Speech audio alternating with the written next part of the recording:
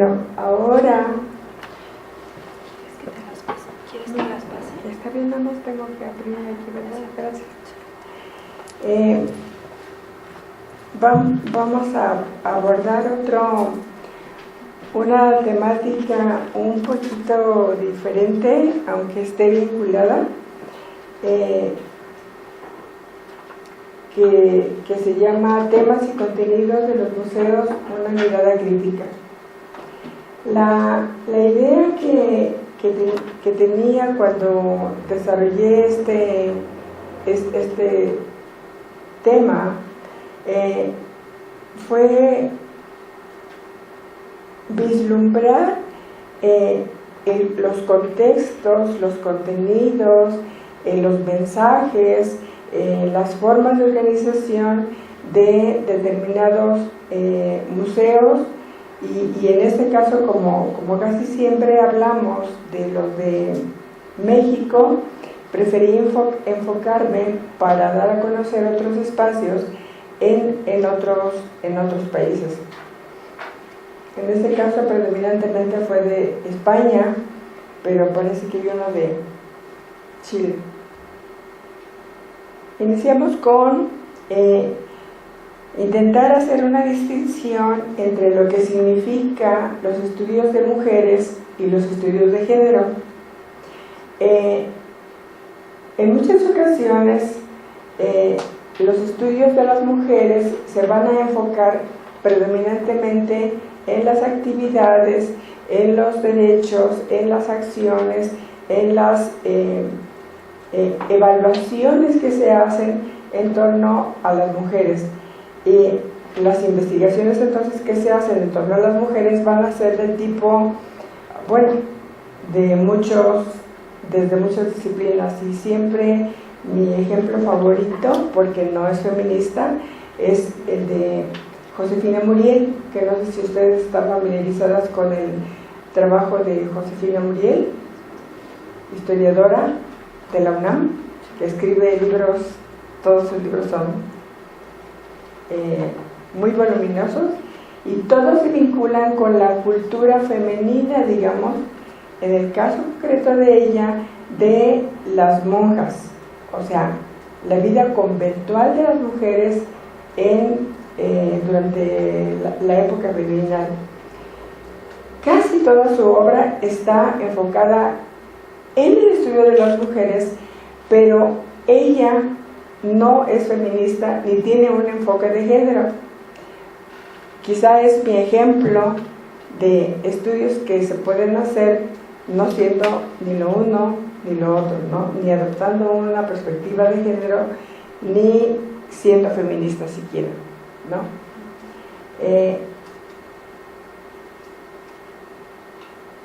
Por otra parte, los estudios de género, a diferencia de los estudios de las mujeres, van a enfocar predominantemente en las relaciones de género, o sea, en donde los hombres, obviamente, para desgracia o para fortuna, estamos involucrados, ¿verdad?, mezclados, revueltos, como dicen, juntos pero no revueltos, aquí sí estamos revueltos, de los hombres, de las mujeres y otros géneros, como ya sabemos que existen. Entonces, los estudios de género predominantemente se van a enfocar en los vínculos, en las comunicaciones, los estatus, los valores, las idiosincrasias asignadas a cada uno de los géneros y cómo se vinculan y cómo se relacionan en una sociedad específica, sea del pasado o sea del presente. Entonces, como muchos de esos estudios son críticos, se van a colocar la mirada en la cuestión de si existe una asimetría o no en estos vínculos genéricos en la sociedad X. Alguna comunidad del Neolítico como Catalhuyuk, o en una comunidad, como se dice ahora,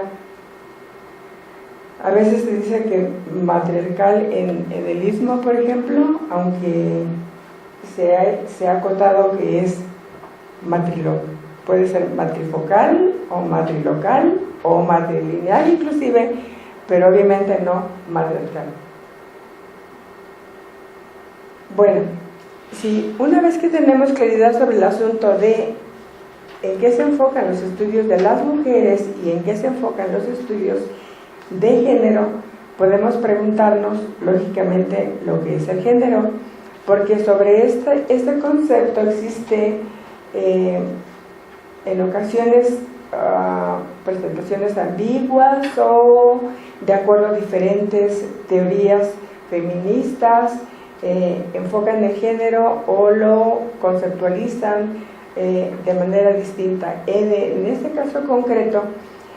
a lo que nos vamos a referir con la noción de género son aquellas, todas esas actividades, valores, prácticas, trabajos, hasta tipos de moralidad que son asignados tanto a los hombres o a las mujeres o a otros géneros solamente basándose en la apariencia de los genitales, aunque como ya hemos leído que no son las únicas cuestiones obviamente que podrían intervenir en la cuestión de la identidad sexual de una persona, sino muchos otros factores que no podemos adentrarnos en este momento, pero existen otras. Entonces, obviamente todas estas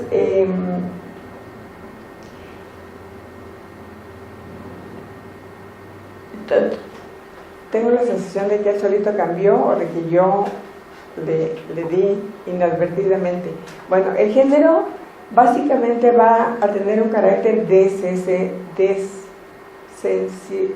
a ver, ¿quién lo puede pronunciar? Esencializador. Ándele. O sea, que no va a ser esencialista en el sentido de que va a tratar de desnaturalizar lo que se ha planteado o que han planteado las sociedades patriarcales que tienen más de 5.000 años, en asignar a las mujeres determinados valores, actitudes, prácticas, tendencias, etc., vinculados obviamente con sus especificidades biológicas, tales como la menstruación, como el útero, como las capacidades reproductivas, en fin, se les entonces vincula con determinadas cuestiones emocionales, instintos y demás. El género trata de desencializar, muchas gracias, desencializar la desnaturalización de todos estos valores, creencias, actitudes, comportamientos que se asignan a las mujeres en este caso o a los hombres, y nos va a plantear que son cuestiones creadas culturalmente, o sea, son construcciones culturales que además han variado, como lo podemos ver a través de las investigaciones históricas y antropológicas y paleontológicas, de que cada sociedad histórica construye su propio concepto de lo que deben ser las mujeres,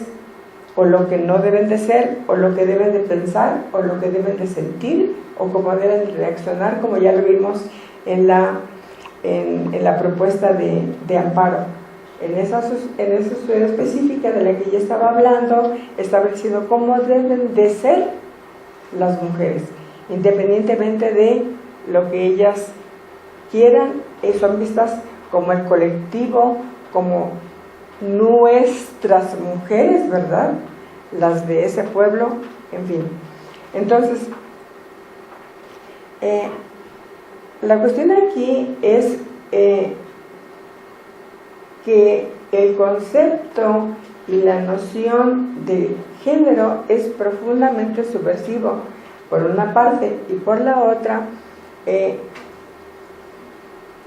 tiene un carácter cuestionador en el sentido de que no no nos coloca en un solo contenedor todas las mujeres de la historia, todas las mujeres desde el proceso de feminización en África somos de X o de Z manera, sino que las sociedades, de acuerdo a diferentes factores y contextos económicos, políticos, sociales, religiosos, etc., van construyendo su propio concepto de lo que es las mujeres de acuerdo a este contexto del que les estoy hablando, y de eso ya Simone de Beauvoir nos lo había advertido, ¿verdad? Entonces, entremos ahora a lo qué vinculaciones existe entre estos conceptos de estudios de las mujeres o estudios desde una perspectiva de género con lo que es un museo. Un museo, bueno, de acuerdo a la etimología ya podemos inferirlo, que se relaciona con las musas, y también que es probablemente un edificio, pero ahora en ocasiones solamente puede ser un espacio virtual. No sé si saben ustedes de la existencia que es, supongo no el único, pero sí el que yo he encontrado a partir de otra investigación que estaba haciendo, que existe un museo virtual de la menstruación. ¿Sabían que existe? Búsquenlo. Búsquenlo porque es muy interesante, porque ahora con recursos económicos, digamos, de bajo presupuesto, podríamos construir un museo de lo que a ustedes se les ocurra. Mírenlo, porque además no es solamente, digamos, en términos, o sea, no solamente están expresados ahí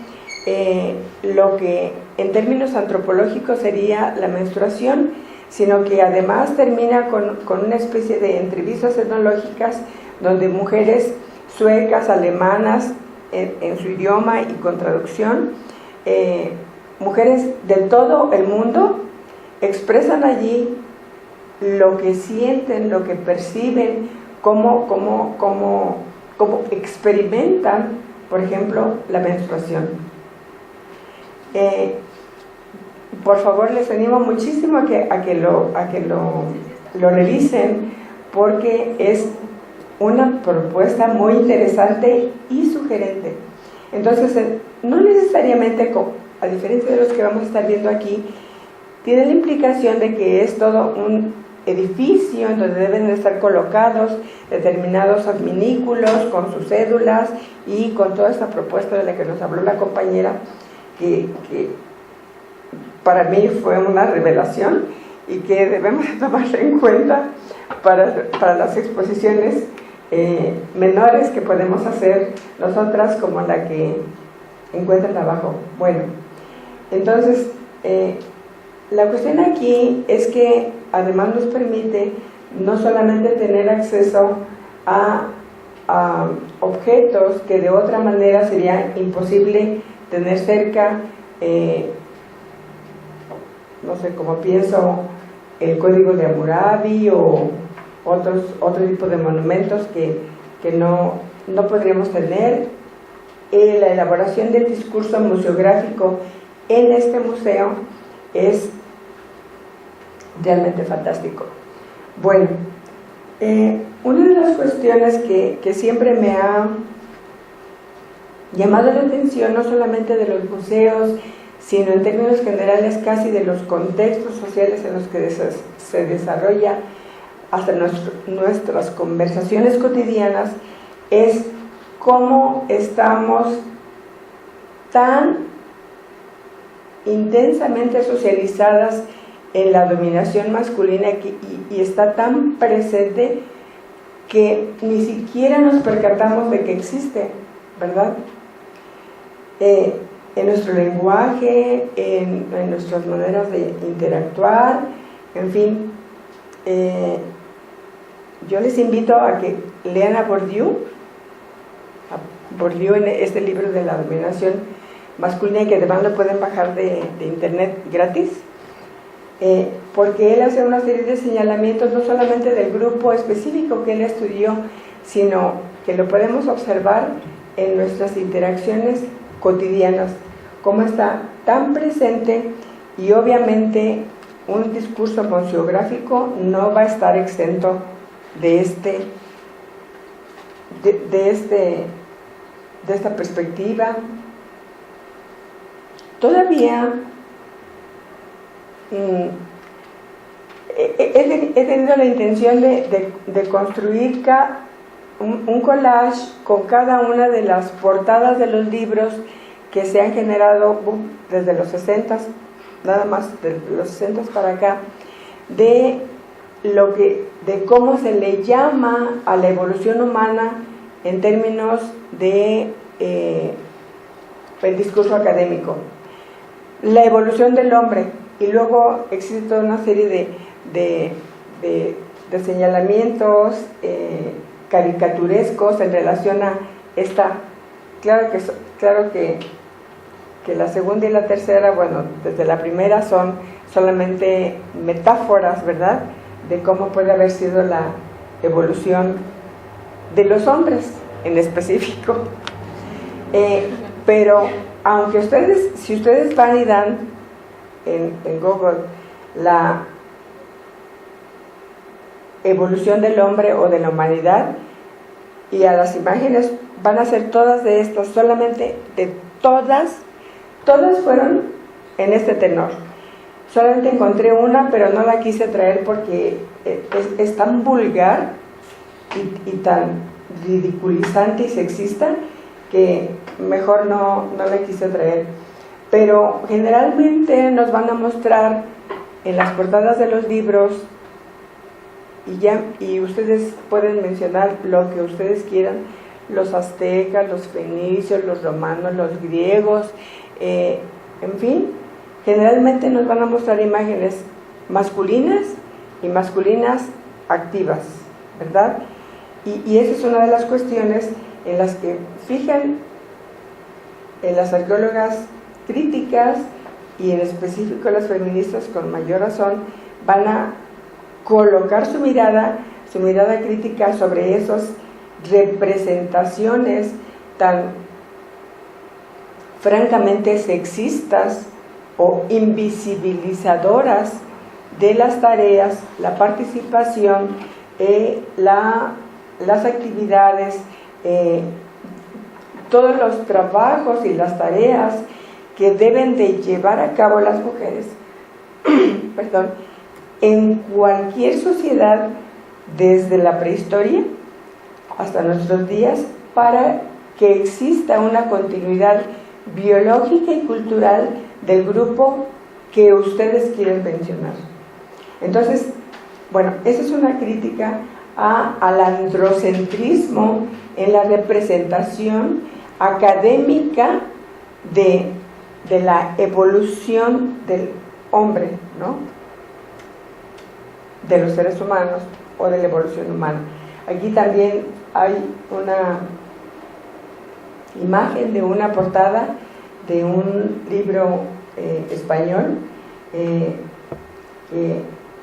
va a tratar de lo mismo otra vez, los hombres. Bueno, después de ahorita les voy a mostrar, y si después se les escapa alguna y quieren tener la ficha, me mandan un correo y se las mando con muchísimo gusto. Se va a elegir a ciertas autoras que tienen una mirada crítica y cómo ellas observaron o cómo vieron o cómo criticaron determinados museos que fueron objeto de su investigación y de su mirada crítica. En el caso concreto de Silvana Lisiaga y Monserrat Ramírez, ellas escribieron un texto que se llama Gestión Cultural con Perspectiva de Género, Creación, Diversidad e Inclusión. En este caso, lo que ellas comentan es que las mujeres que constituimos un poquito más de la mitad de la humanidad, ¿por qué las actividades femeninas deben de ser incluidas, ¿verdad?, en estos cuadros, en estos panoramas, en estos paisajes culturales que son representados, emitidos, que nos envían mensajes en los museos.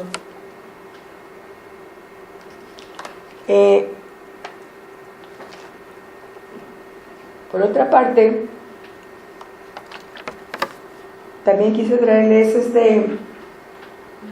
libro que trata sobre las perspectivas de género y ensayos sobre las mujeres en los museos. Entonces, es una compilación en la cual se enfocan en determinados aspectos de diferentes museos y la crítica que se hace acerca de cómo el androcentrismo está presente y además es inconsciente en los curadores, vaya, no solamente en los curadores, en las curadoras también, en las antropólogas también. ¿Pero por qué ocurre así? Bueno, porque en la ENA, si comentamos en el espacio local, en la ENA no recibimos ninguna materia que nos haga conscientes de que existimos en una sociedad profundamente androcéntrica, y no solamente androcéntrica, sino además sexista, ¿verdad?, de la cual por supuesto no se escapa el discurso académico, y en específico el discurso académico que se envía a través de cedularios o de la presentación, la organización y la selección de los materiales o de los objetos que son presentados en determinadas salas, llámese la Mexica, etc.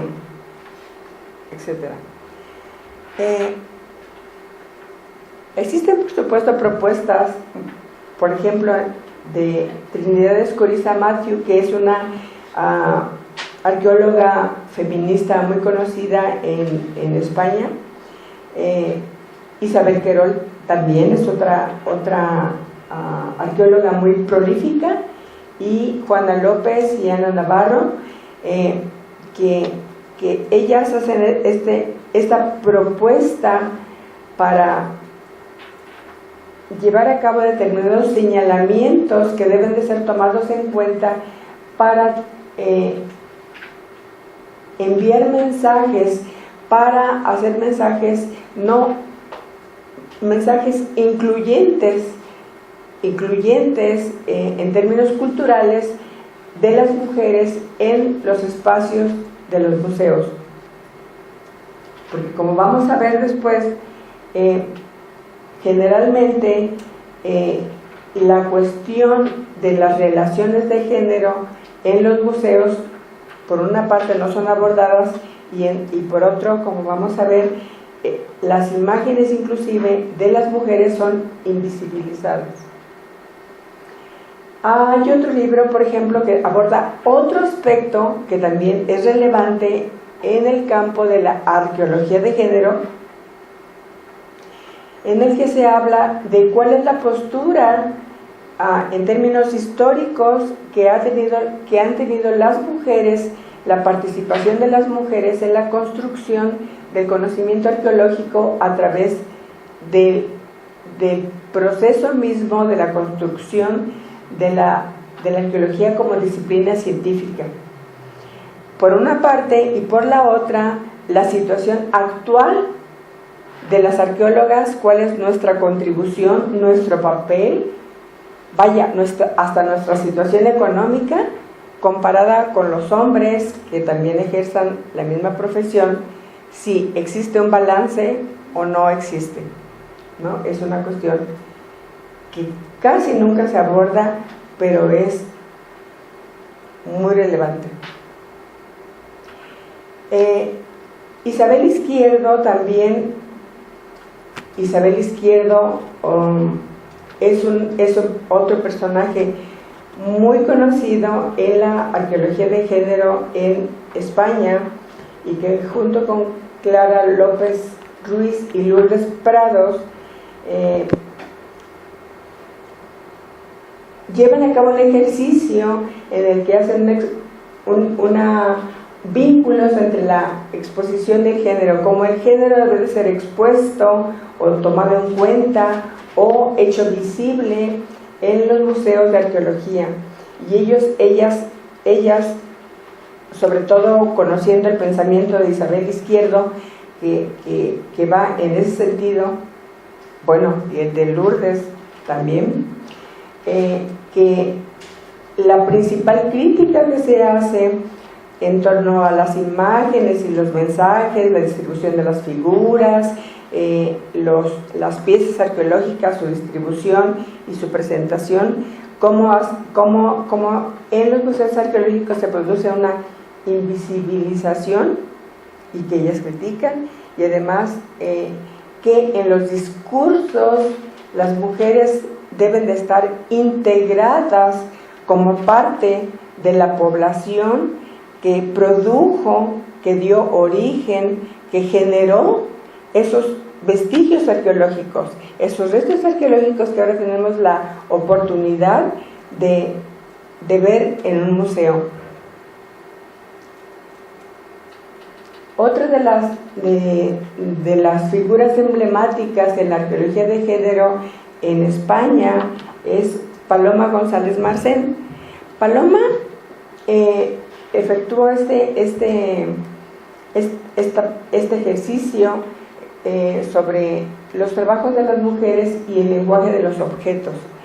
En ese sentido, ella hace el señalamiento de que la mayor parte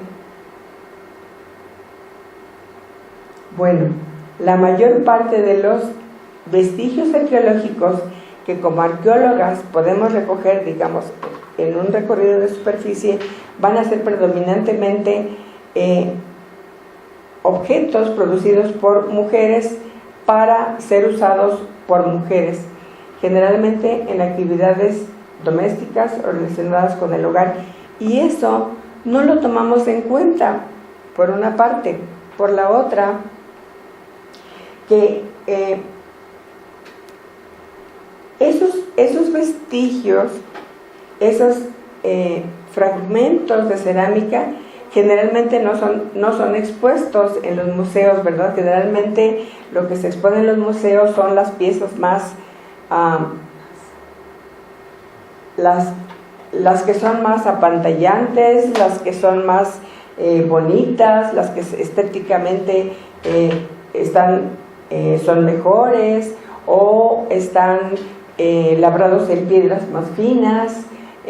seguramente procedentes de tumbas de señores de la élite, gobernantes y demás. No, obviamente, o no generalmente, y yo los invito a que vayan al museo, otra vez con esa mirada, al Museo Nacional de Antropología, para ver cómo es que existe esa distribución o esa invisibilización o esa no integración de los trabajos femeninos o la participación de las mujeres en cada una de esas sociedades que nos presenta en el museo, específicamente en el de antropología, de las comunidades que nos antecedieron. También hubo cursos de otoño en el 2015 en Antequera, que hicieron unos talleres que se llamaron Mujeres, Géneros y Arqueología, en la cual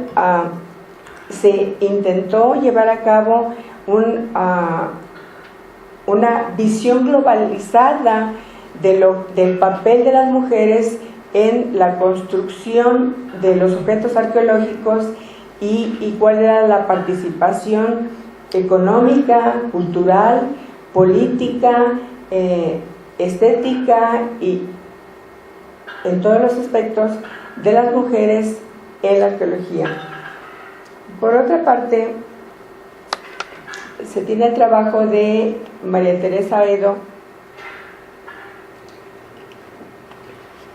Julia y María, en la que ellas presentaron los resultados de un proyecto en el 2015, que es un análisis con perspectiva de género en la exhibición permanente en el Museo de Historia Natural de Concepción, esto es, en Chile. Ellas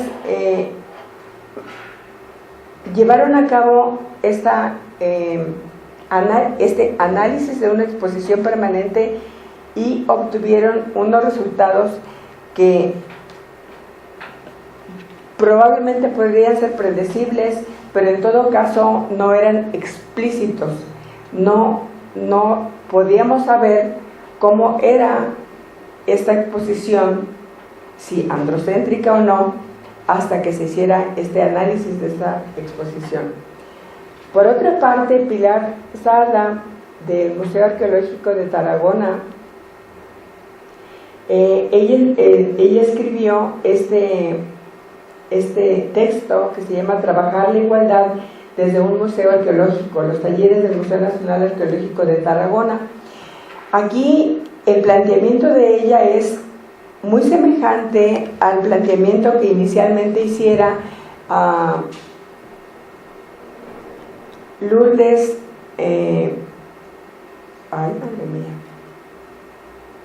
Lourdes Prados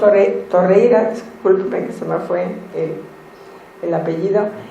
con quien trabajamos de manera conjunta en esta exposición que ustedes van a visitar o que ya vieron abajo. También su intención era mostrar las maneras en las cuales las mujeres pueden ser integradas y no invisibilizadas, como generalmente ocurre, pero esto obviamente tiene que ser un trabajo primero de sensibilización, ¿verdad?, de tomar conciencia de que existe esta problemática y tratar de superarla. Por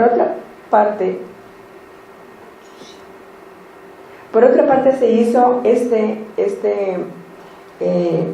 en Alcubas, en Valencia, se llevó a cabo esta exposición,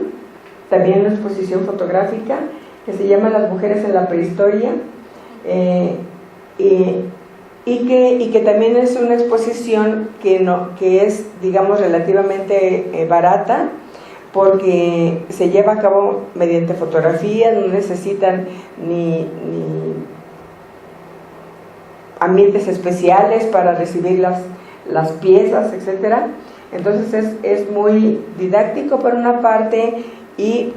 accesible en términos presupuestales. Parte de esta exposición fotográfica se muestra aquí, y yo, bueno, una de las preguntas que tenía para ustedes es si ustedes han tenido la oportunidad de visitar el Museo de la Mujer en México. ¿Sí? ¿Todos han ido? Bueno, les invito a quienes no hayan ido, y ojalá que pudiéramos hacer un conversatorio, fuera brevísimo, en torno a este museo y sus implicaciones y las posibilidades de generar probablemente otros aspectos alternos a esto con menor presupuesto, porque así vivimos en este país, y casi creo que debido a la crisis mundial. Es posible que esta sea la última, y otra vez tenemos un trabajo de María de los Ángeles Querol, de la Universidad Complutense, en las que ellos llevaron a cabo un estudio en cinco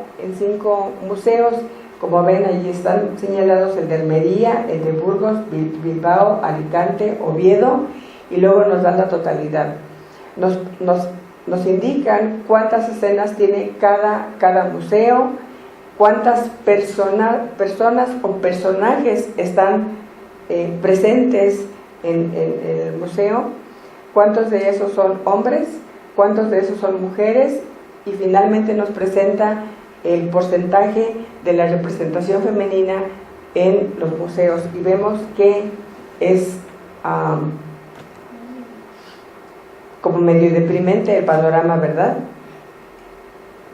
Que en Almería solamente es el 33% y es a lo más que se llegó, en Burgos el 25%, Bilbao el 20%, Alicante 13%, Oviedo 12% y así. Este mismo ensayo lo podríamos llevar a cabo en el Museo Nacional de Antropología y yo podría inferir que sería tantito deprimente también. Desde luego, yo creo que variaría de acuerdo a la sala que estuviéramos. En el caso específico, yo no sé si ya rápidamente, en el caso específico de la sala del preclásico, muy probablemente yo tendría que hacer este mismo ejercicio, pero es la sala que saldría menos peor, digamos, librada que todas las demás. Si lo comparamos, por ejemplo, con la sala mexica, nada que ver. Obviamente solamente se van a presentar las imágenes, los objetos más monumentales, los más llamativos, en fin, que solamente fueron producidos obviamente por artistas especializados, pagados por el Estado, para mandar mensajes políticos a través de los monumentos que son presentados allí, pero esos monumentos fueron elegidos por alguien, ¿no? Entonces, independientemente de que esa persona tuviera o no un propósito, digamos, de sacar de allí, de borrar de allí la producción de las mujeres, ocurrió así. No obstante, si ustedes lo recuerdan, hay muchas imágenes de mujeres, pero tienen que también pensar esas imágenes de mujeres. ¿Qué tipos de mujeres son? ¿Son deidades? ¿Son Mosehualtin? ¿Trabajando en el metate como generalmente se podría esperar? ¿O no? En cambio en el preclásico, por alguna razón que todavía no comprendo, son representadas más mujeres haciendo una serie de actividades que casi involucran la totalidad de las actividades que llevaban a cabo las mujeres.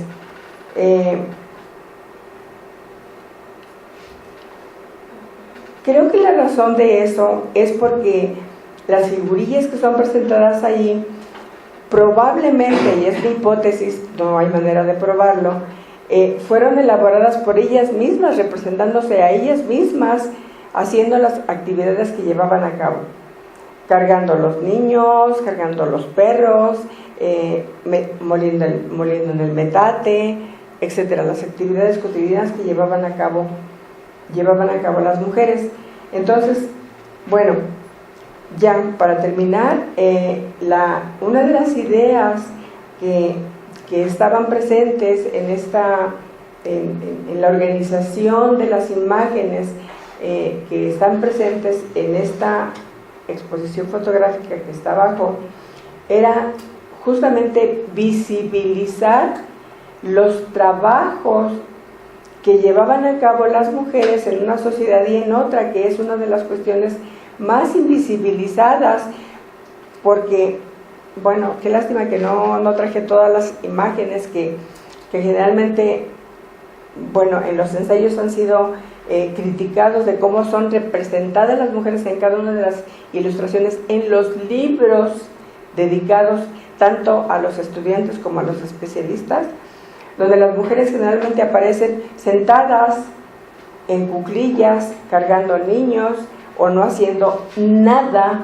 y eso hubiera sido imposible. Las mujeres nunca, y si leen a Sagún, podrán saber que las mujeres nunca podían estar quietas, siempre deberían estar trabajando, y obviamente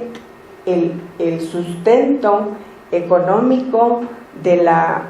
gran capital de Tenochtitlan se fundamentaba justamente en el trabajo de las mujeres, de la misma manera que ahora no se podría presentar ni un ejecutivo de la empresa que ustedes quieran, así con su camisita bien planchadita y su corbata muy derechita, si las mujeres nos hubieran levantado a las 5 de la mañana a planchar y tener todo lavado y etcétera, etcétera. Entonces, esas son cuestiones, trabajos, actividades, labores que no son visibles y por lo tanto no son reconocidos en el caso concreto de los mexicas, ni la sociedad mexica era reconocido, ni ahora tampoco. Entonces, yo